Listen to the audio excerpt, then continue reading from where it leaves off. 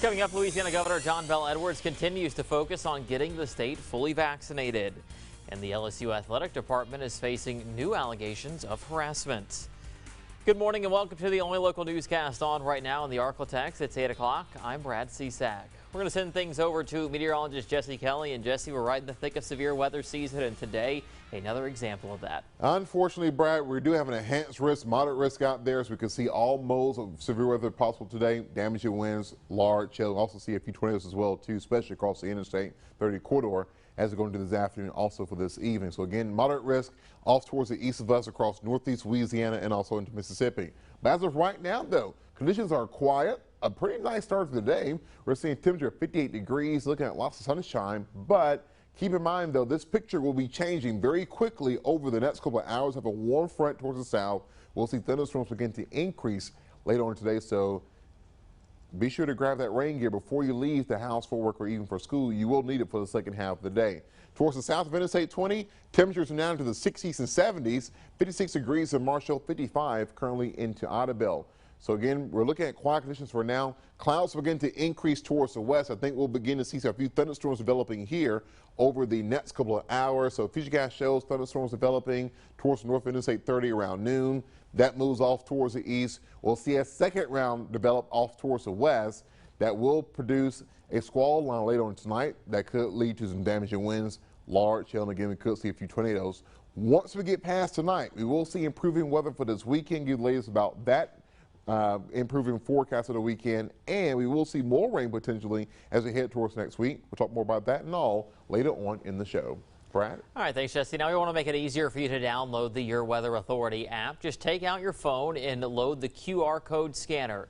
This will help you be able to download our weather app on iPhones and Android devices. The Your Weather Authority app is designed to give you the important information that you need to keep you and your family safe in severe weather. From the latest coronavirus news, Governor John Bel Edwards continues to stress the importance of getting vaccinated. The Department of Health reports out of nearly 900,000 Louisiana residents who've been fully vaccinated, only 170 still contracted COVID afterwards, putting your odds at catching COVID after being fully vaccinated at 0.02%. Mask and vaccinate. That should be our collective effort now and going forward. But this month of April is critically important for our success. This is how we protect ourselves, our families. This is how we bring Louisiana back and restore more normalcy. Now, during his briefing Thursday, Edwards also touched on his budget proposal and legislative priorities.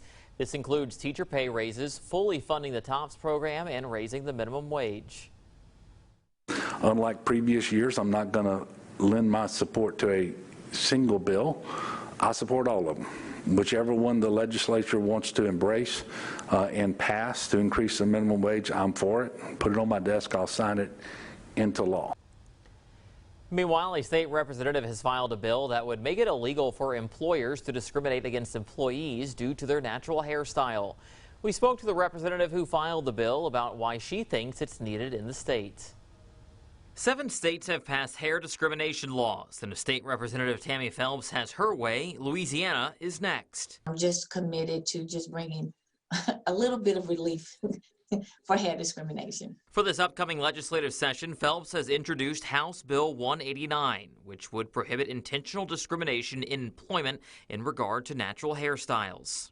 Just because you don't understand the locks or the twists, or what heritage it comes from, doesn't mean that you can discriminate, hire, bring harassment, fire, or just have chaos over a hairstyle. Phelps says a 2018 story of an 11-year-old New Orleans girl who was removed from class because of her hairstyle initially brought hair discrimination to her attention. I cannot imagine 11 years old and having to go through something like that. And it seems as if African Americans are on the struggle again for some of the small things. The bill will now go before the House Committee on Labor and Industrial Relations. Phelps says if it eventually gets the governor's signature, the bill will open new doors. It seems so small, but it's so big, and it makes such a difference. Well, the legislative session begins Monday, April 12th. City council members in Marshall, Texas decide to delay discussion on an ordinance which would address the city's history of slavery. Councilman Marvin Bonner wants to provide reparations to Black Americans, which could include a formal apology, removal of the Confederate monument, slavery education, and the declaration of Juneteenth as a citywide holiday. The issue was tabled. In Fox Safety in Miller County, Arkansas, deputies are taking part in an effort to step up enforcement of those who are texting while driving. The campaign, in conjunction with the U.S. Department of Highway Traffic Safety Administration, continues through Monday, April 12th. If you're caught texting while driving in Arkansas, authorities say you face a $240 fine. Sometimes those crashes, they end in a fatality. So we just need to be cognizant of that and just be aware of our surroundings and just make sure that, we just try not to be texting and driving, and just, it's not worth it. Officials say between 2012 and 2019, over 26,000 people died in crashes involving distracted drivers. In an update now, a fisherman finds the body of a man whose SUV crashed into the spillway at Lake Wright-Patman. The Texas game warden says the body of 23-year-old Armando Valdez was found floating in the water Thursday morning, about half a mile down from the spillway. Valdez disappeared on Easter Sunday. His body has been sent for an autopsy. A man is behind bars after a stolen vehicle call turns into a police chase in Shreveport Thursday. Robert Allen was arrested after leading Shreveport police on a chase through a local Walmart.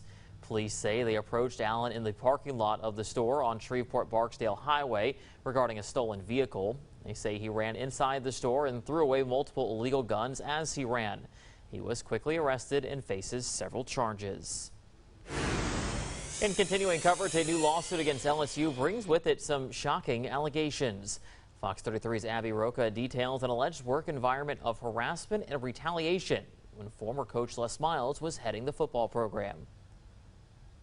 A bombshell $50 million lawsuit against Louisiana State University now tops a long-running list of accusations. The things that Sharon Lewis went through, no human being should have to suffer. Many against former head coach Les Miles. Associate Athletic Director Sharon Lewis says Miles was inappropriately fixated on the looks of female student workers, making comments like she hired too many black girls and needed to fire them, and to stop hiring female workers who were, quote, too fat, too ugly, or too black. Miles told her student workers should be blonde with large breasts, joking with the entire football staff that Lewis's hires look like a, quote, bad bowling team. In the lawsuit, Lewis claims Les Miles engaged in explicit sexual acts with multiple students. She brought all of these accusations to her boss, Verge Osbury, as well as Miriam Seeger, who allegedly did not act, which is when she says the harassment began. Lewis says she was called names, screamed at, denied opportunities and raises. Sharon Lewis had a nervous breakdown because of the way she was treated. All because she refused to participate in what she is calling a massive cover-up designed to give LSU athletics a competitive advantage. Lewis states the harassment and retaliation were so bad she would hide under her desk if she saw Miles coming, and is currently seeking help to repair her mental health. We know there are others out there. And just like we're going to fight for Sharon Lewis, I want you to know we're going to fight for them too. Lewis says she was the only athletic department administrator that reported Title IX violations. Now, Miles' attorney Peter Ginsburg released a statement on behalf of the former LSU coach saying, quote, this lawsuit is a work of fiction 8 years in the making. It goes on to say Les Miles has no liability in this matter and that the accusations against him are, quote, false and meritless. Ginsburg says Miles will respond by bringing his own claims against Lewis, meaning a potential countersuit could be coming soon. Well, some breaking news this morning from England. The royal family has announced Prince Philip has died. Prince Philip was the husband of Queen Elizabeth II and was the longest-serving consort in British monarch history. Prince Philip retired from the public eye in 2017 and stayed largely out of view, but during his active years helped set a new course for the monarchy. He was 99 years old. Well, coming up, meteorologist Jesse Kelly has a full check of the forecast, and although many have recovered from COVID-19, they're not quite back to normal after their time with the virus. We'll have that story after the break.